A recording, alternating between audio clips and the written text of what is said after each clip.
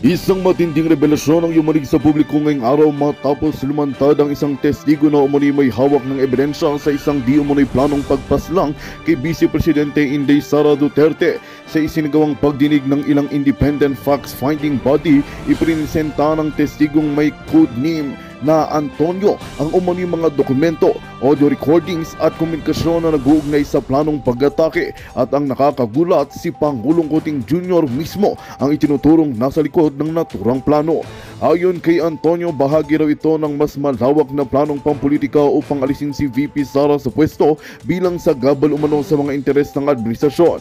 Habang hindi pa beripikado ang lahat ng ebidensya, nagpahayag ng pagkabahala ang ilang senador at mambabatas at nananawagan ng agarang imbestigasyon. Maring namang itinanggi ng Malacanang ang mga paratang at sinasabing isa itong desperadong hakbang ng mga nais manggulo sa gobyerno. Samantala, nananawagan ng publiko ng buong linaw at hustisya sa gitna ng nakakabahalang akusasyon na ito. Si VP Sara Duterte ay hindi pa nagbibigay ng pahayag hinggil sa usapin, ngunit inaasahan ang kanyang pagtugon sa mga susunod na araw. Patuloy naming tututukan ang mga bagong detalye at ilalapit sa inyo ang katotohanan habang umuusad ang investigasyon. At yan nga ang balitang ating pakakatutukan. Ngunit bago ang lahat, siguraduhin mag-subscribe at i-hit ang notification bell para sa patuloy na pagtutok sa mga silap ng bagong balita sa tunay na boses ng masa.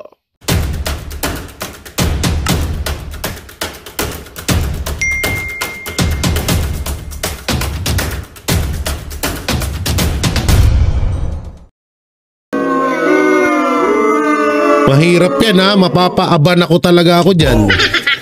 Kasi kung ganun man na walang alam or wala naman na pag-usapan pero nai-release yung mga promises sa offering, tama ba? So ibig sabihin, kung hindi alam ni Pangulong Marcos, ano nangyayari? Paano? Sino pumirma nun? Sino ang nag-ano na, sige, ilabas mo, pamahagi mo na sa mga magpipirma sa impeachment. Di ba? Kalokohan eh. Okay. Talagang itinuloy nila to given kahit na alam nilang may potential effects dun sa election in terms of your slate. Bakit? Yes. Bangin na kasi siguro baka nagpapaniwala kayo kay Trillanes. Kasi si Trillanes lang is nag-iisang bobo sa Pilipinas na nagsasabing mahina na ang Duterte, na sinasabing wala nang lakas ang Duterte, at hindi na daw mananalo ang mga Duterte. Baka nagpapaniwala kayo dun. Kaso, tinarayin nyo ngayon, tignan nyo, tignan nyo lang, Senator Bongo, kung hindi pa nabawasan yun, baka nasa 32 million din yun. Isipin nyo maigi yun.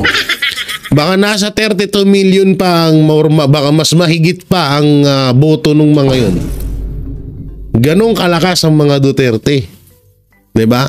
Kaya nga pinaglalaban namin ngayon yung nangyaring halalan eh. Kasi hindi namin talaga matansya sa utak namin na bakit hindi binoto yung nasa 26 million or 27 million na bumoto kay Senator Bongo. Bakit hindi ibinoto yung mga kasama niya? Kaya doon kami nagtataka. May i-reveal ako sa inyo sa ibang video ko about dyan sa dayaan na nangyari sa Comelec, ha? Dito muna tayo sa mga ulupong na to. Because there was a bigger motivation. The budget that you were talking about. Yes, di ba? Okay, tignan muna natin, RG, kung saan ba tayo nagsimula maggulo-gulo dito. Di ba? Nagkagulo-gulo tayo dito nung pinilit nila yung budget na gusto nila. Diba? So, anong remedyo? Nag-veto. Hindi na-veto lahat. Ang sinabi, magkakaroon ng conditional release. O pagkatapos nagkaroon ng conditional release, di na problema ngayon. Paano gagawin? So, anong ginawa nila? So, at ang masakit dito is nadamay yung mga congressmen. Di ba openly naman, yung mga hindi pumirma, sinabi naman nila yung consequences. Yung mga pumirma, anong sabi nila? Sinabi naman nila yung reason bakit sila pumirma, di ba? Yes. Yung sinasabi ko, hindi invento yan. Diba? Yung sinasabi ng mga congressman na pumirma at yung mga sinasabi ng congressman na hindi pumirma just validates what I am saying. Ang masama nga dito, sinabi nung mga pumirma ng mga congressman na kapag hindi sila binigyan ng budget, kapag hindi sila pumirma sa impeachment kay Vice President Sara Duterte, mawawalan sila ng budget. Tapos yung ibang mga pumirma katulad ng mga garapata ni Martin Romualdez, tanggi ng tanggi na wala daw nangyaring ganun. Tayo na yung mga pumirma meron, tapos sa inyo wala. Walang ganun na nangyari. Tapos dito pagdating kay Tiangco, meron. So sino mapaniwalaan namin? Ang gago. Oy. Saan yan? Di ba? Yes. Sila mismo nagsasabi, yung mga pumirma, pag nagpaliwanag sila, bakit kami pumirma? Ipitin po yung pondo namin. Yung mga hindi pumirma, ano sabi nila? Inipit kami. So how can there be a clamor when there was pressure? Okay. Sorry. So sino ang nagpilit nitong impeachment? Sino nga ba? At the expense of Ito, pakinggan natin. Sino ang nagpilit ng impeachment? election slate. Sino ba pwede magpilit?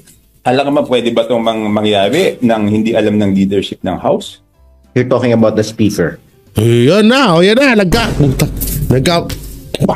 Ganun na sila eh. Nagkakagulo-gulo na nga to. Malamang sa malamang, nagkakaleche-leche, nagkakasisihan na to. Malamang sa malamang.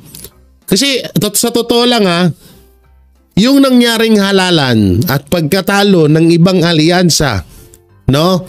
Pagkatalo ng ibang alyansa sa nangyaring halalan is malaking sampal sa pagmumuka ng mga Marcos na wala at mahina na talaga sila.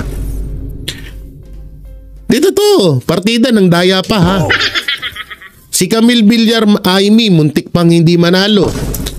Kaya nanalo dahil kay Vice President Sara Duterte. Sino ba ang nangunguna? Paalala lang po first time in history sa Pilipinas na merong senator na binoto na halos magte-30 million vote. Si Senator Bongo yun. At yung bumoto kay Senator Bongo, puro Duterte supporters yun. Sipin nyo yung maigi. Kaya nga, siguro ito nga nangyari dyan para sa akin ito yung nakikita ko nangyari. Malamang sa malamang, medyo nagkakagirian na itong si Marcos Jr. at si Martin Romualdez. Kasi bakit hinayaan ni Martin Romualdez na maisulong yung impeachment na alam niya naman makaka-apekto yun sa alyansa sa kanilang pangangandidato, sa kanilang kampanya. So ibig sabihin, etong si Martin Romualdez gusto na talagang umakyat bilang Vice President sa gobyerno, sa gobyerno natin. Putang ina, delikado ka Marcos. Putang ina, yung mga magkakapatid ka nagkakahudasan Kayo pa kayang magpinsan? Ako po, matakot ka na Marcos. Kung ako sa'yo, Marcos, naku po!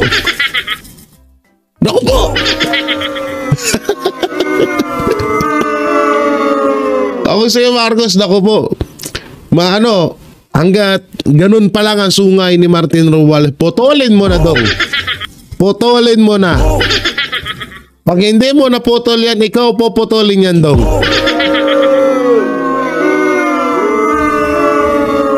Totoo. Pag yung sungay ni Martin Romualdez, ikaw nasuwag niyan. Naku po, kawawa ka dudong.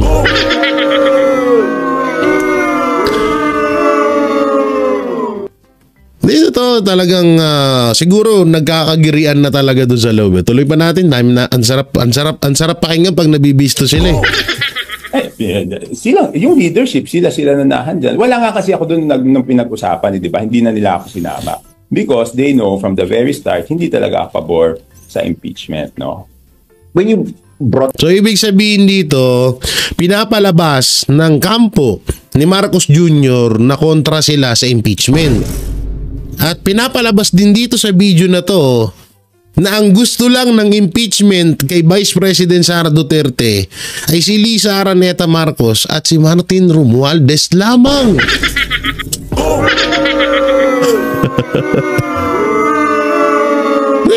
Obvious naman yun talaga, yan naman talaga ang gustong parating dito.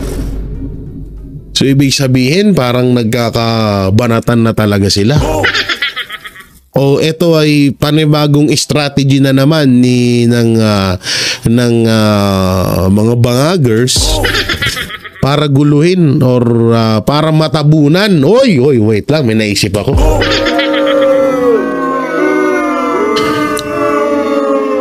Hindi kaya ito ay isang panibagong strategy na naman ng mga bangagers para matabunan ang issue mapatungkol sa Comelec? Ay, naku po.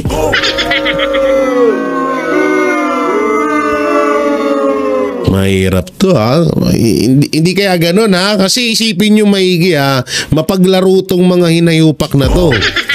Hindi natin alam talaga kung ano yung mga nasa isip nitong mga to. Hindi natin alam kung gaano alam nyo naman kung paano nila laruin Ilang beses na nila to ginawa kesyo ayaw nila sa ICC pero pinapasok pa rin ng ICC. Ayaw sinasabi ngayon ayaw ni Marcos Jr. sa impeachment pero na-impeach sa Congress. At ngayon, mangyayari na magdedebate na or mapag-uusapan na sa Senado. So, hindi natin Kaya ito, medyo talagang nakikita ko dito, dalawa lang. Kung hindi nagkakagulo-gulo na talaga sila sa loob, talagang may panibago na naman silang strategy para may matabunan na panibagong issue. Kasi isipin nyo maigi Ito po isipin nyo maigi. Kada may issue na nabibisto ang taong bayan laban sa gobyerno, bigla silang gagawa ng panibagong issue para matabunan yun. Katulad na lang, paulit-ulit, 5,500 flood control. Hindi, sige, wag muna yon. Doon tayo sa pinakauna. Maharlika Fund, GSIS, SSS, anong tinabon nila doon? 'Di ba? Hearing sa Congress patawag kay Vice President Sara Duterte. Nagkaroon ng SONA, pinagyabang ni Marcos Jr. yung 5,500 na flood control. At hinanap ng taong bayan yun kasi nga nabingo dun si Marcos dahil nung pagkasabi niya na merong 5,500 na flood control biglang bumaha sa Pilipinas sa kapiranggot naman na ulan. Pagkatapos ng 500 na paano doon, eto na naman si Pangulong Duterte naman ang ginawa nilang pagtabon doon. Pilit nilang ipinapatawag mapatungkol sa AJK. So ngayon, nabisto na naman yung panibago, yung BICAM report na merong budget na pang 2025 national budget na nagkakahalaga ng 6 trillion. At dawit pa nga doon si Martin Romualdez dahil doon sa 241 billion na kasama doon sa budget na yun. So anong ginawa nila para matabunan yun, Impeachment kay Vice President Sara Duterte sa Congress. At noong nadawit si Lisa Araneta Marcos ay sa pagkasabi noong nadawit si Lisa Araneta Marcos sa insidente sa Amerika at ito nga ay naaresto, bigla nilang ginawa ay ipinakuha nila or ibinigay nila sa Interpol or sa ICC etong si Pangulong Rodrigo Roa Duterte. Yun yung ginawa nilang pantabon para hindi mapansin ng taong bayan na itong issue about kay Lisa Araneta Marcos ay totoo pala Di ba? So ngayon ito may panibago na naman sila. Parang dalawa, sasabi ko nga sa inyo, dalawang pwedeng totoo na nagkakagirian na si Aso tsaka si Kuto. No, pwedeng ganun eh. No?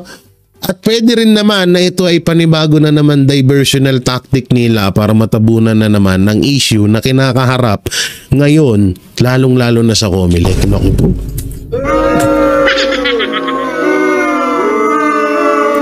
O, tuloy pa natin. This up with the president, itong mga warnings po ninyo, anong naging reaction ni presidente? Hindi. Okay, ganito. Ang sinabi ko lang nung the day of the nagpipirmahan, sinabi ko lang sa kanya na hindi dapat pirmahan. Sabi naman niya talaga, hindi naman talaga dapat matuloy. Ba't niya pinirmahan? Sabi ko kasi, wag before elections, pag-isipan mabuti, because aside from the political consequences, there are many other consequences. Political is just one of the... So, ibig sabihin, tiyang ko, wala kang kwenta. Alam mo kung ba't wala kang kwenta? Ano kay? Tawag dito, campaign manager ka, dapat nakikinig sila sa'yo. Diba? Totoo naman dapat nakikinig sila sa'yo. Kaso kung wala kang kwenta para sa kanila, so hindi ka talaga nila papakinggan. No? Ba't niya nga naman pinirmahan? Sige, ano explanation? Go. Consequences, diba? Oh. Like what? We've got ilang impeachment proceedings na, diba? Madugo yan diba? It's very divisive. Tapos sasabay sa election, diba? So napag-usapan na lang namin yan later on when I was reporting to him na pinipressure ako i-release yung mga conditional release kasi ipinangako daw. Sabi niya walang pangakong ganyan. That's why until now, so ibig sabihin, nakahold. so sino nagsasabi ng totoo? Si Tiangco ba or si Suarez? Kasi nga, deny si Suarez ngayon. Na kesyo hindi daw totoo yun. Diba? Yung ibang mga garapatan ni Martin Romualdez, ganun din. Naku po, kung ganyan po mga kaibigan, sa mahirap po yan na hindi ho nagkakasundo yung mga tao sa gobyerno. Hindi na nga magkasundo ang Vice President at ang Presidente. Pati ba naman yung mga nasa ibaba, hindi sinusunod ang Presidente? Dapat impeach na talaga yan. Tuloy pa natin. Talaga yung mga doubtful, yung mga projects na hindi natin sigurado. So that is, so ngayon may pressure na naman na gusto nila ma-release yung mga conditional release na yun. So all this considered is what led you to the conclusion na self-inflicted yung pagkatalo ng administration slate. I'm not saying self-inflicted totally. Okay. Yung Mindanao kasi makikita mo yung boto nung administration doon ng opposition doon. Mga 90+%, di ba? Wala na talaga, alam mo, noon, eto katarantaduhan na lang nila pa Sa totoo napakinggan na natin to kanina. Wala na talagang gustong bumoto. Visayas, Mindanao. Alam mo sa totoo lang, Luzon na lang talaga. Baka nga sa 50% na lang ang buboto dito sa mga Marcos. Totoo, promise. Sa nangyari, kita nyo naman yung nangyari. Sa mga vlogger pala dyan. Excuse me. Diyan sa mga nagsasabi na 60 to 100 lang daw supporters ng mga Duterte. Ano ngayon? Bakit number 1 ng senador namin? Bumasag pa ng record. 27 million vote sa kasaysayan ng Pilipinas na nangyari first time ever. Nasasabihin nyo kung konti supporters namin, mga ulul, fuck you.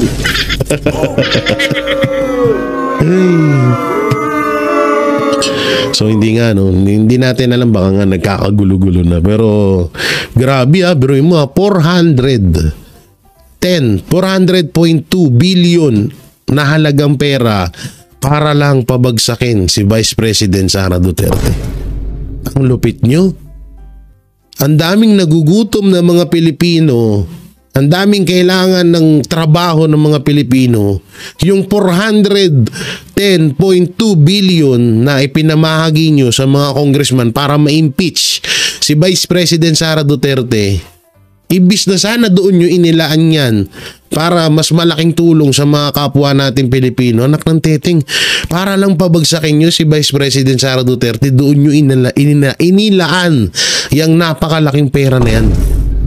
Sabi yan hindi nanggaling sa akin yan, sabi yan ni Tuangco, ni Toby Tuangco. Tarantado, grabe kayo. Ang lupit nyo, daming nagugutom na mga Pilipino. Tapos yung pera ng bayan, buti sana kung pera nyo yan. Pero pera ng taong bayan, tax ng taong bayan yan na dapat sila ang nakikinabang dyan at hindi kayo. Ang lupit. Grabe. So yan mga banateros, mga kabiyaya, anong may kukomento nyo sa napag-usapan natin? Payag po ba kayo? At kayo po ba isang ayon sa mga napanood nyo at mismo sa bunganga na mismo nila nanggaling na 10.2 billion pesos para ipatumba or ipagurgor or ipa-impeach si Vice President Sara? Election in terms of your slate. Bakit? Yes.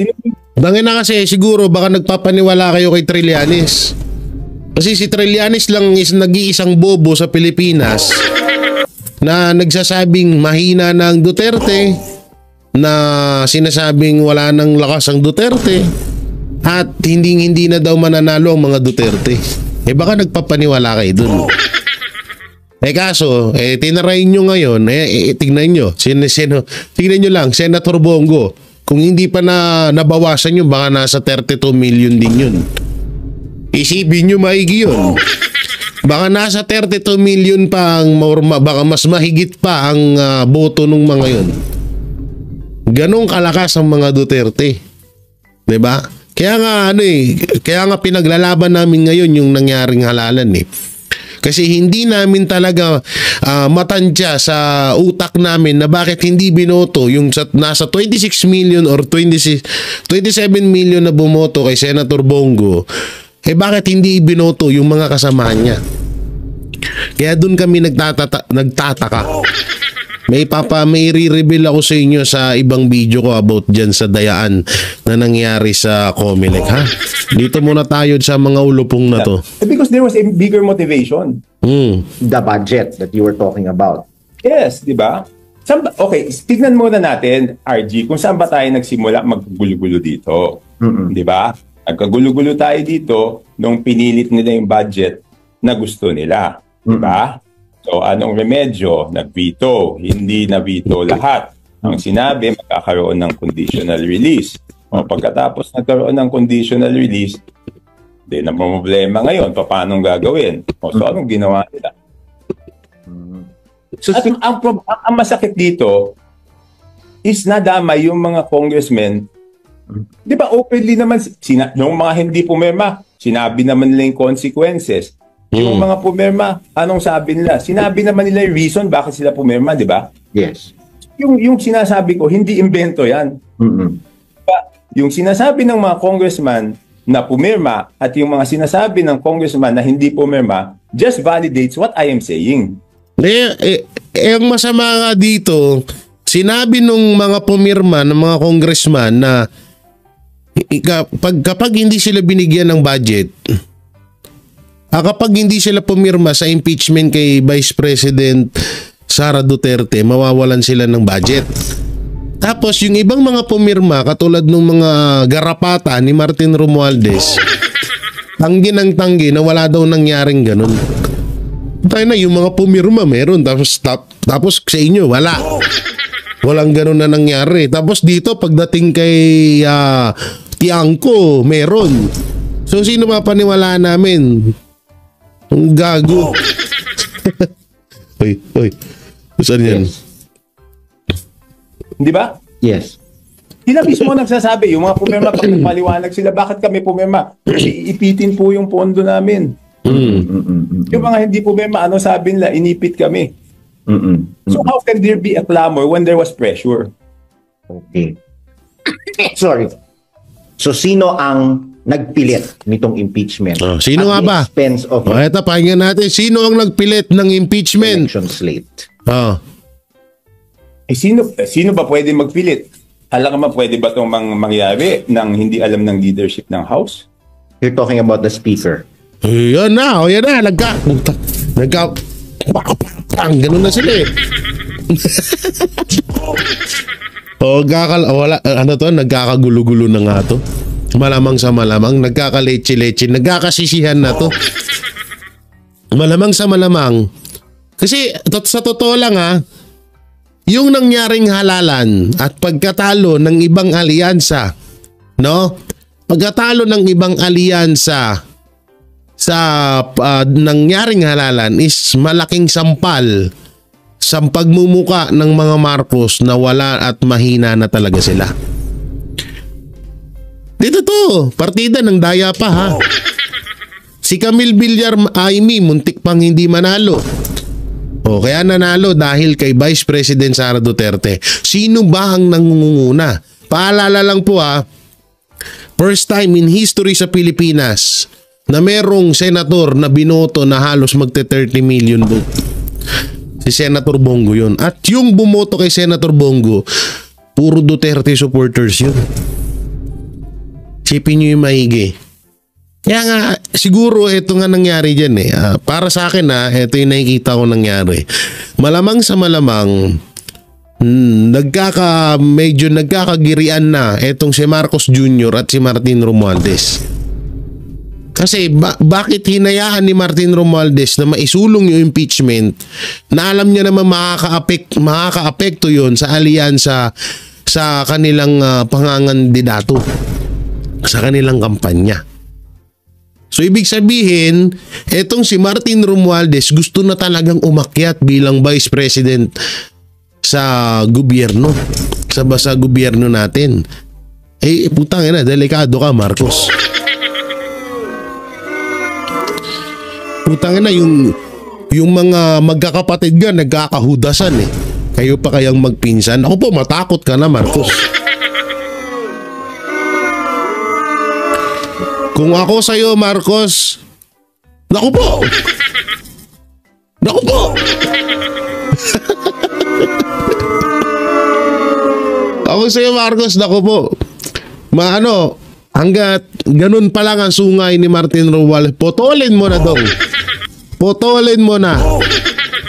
Pag hindi mo na potol yan, ikaw po potolin yan dong.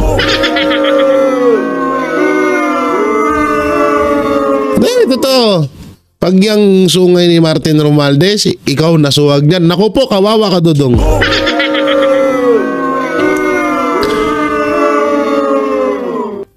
Dito to talagang siguro nagkakagirian na talaga doon sa loob. Tuloy pa natin, ang sarap pakinggan pag nabibisto sila Sila, yung leadership, sila nanahan dyan. Wala nga kasi ako doon nung pinag-usapan, di ba? Hindi na nila ako sinama. Because they know from the very start, hindi talaga ako pabor sa impeachment, no? When you brought... So, ibig sabihin dito, pinapalabas ng kampo ni Marcos Jr. na kontra sila sa impeachment. At pinapalabas din dito sa video na to na ang gusto lang ng impeachment kay Vice President Sara Duterte ay si Lisa Araneta Marcos at si Martin Romualdez lamang.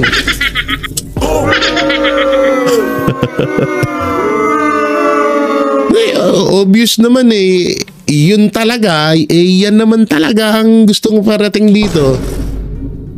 So ibig sabihin parang nagkakabanatan na talaga sila. O ito ay panibagong strategy na naman ng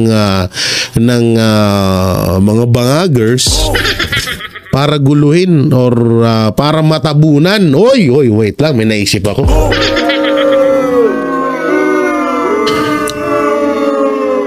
Hindi kaya ito ay isang panibagong strategy na naman ng mga bangagers para matabunan ang issue mapatungkol sa COMELEC? Ay, naku po.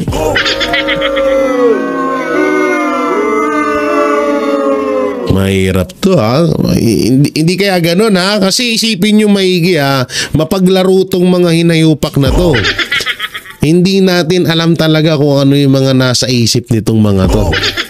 Hindi natin alam kung gaano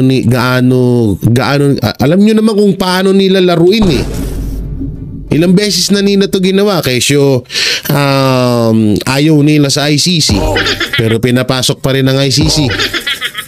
Ayaw sinasabi ngayon, ayaw ni Marcos Jr. sa impeachment. Pero na-impeach sa Congress.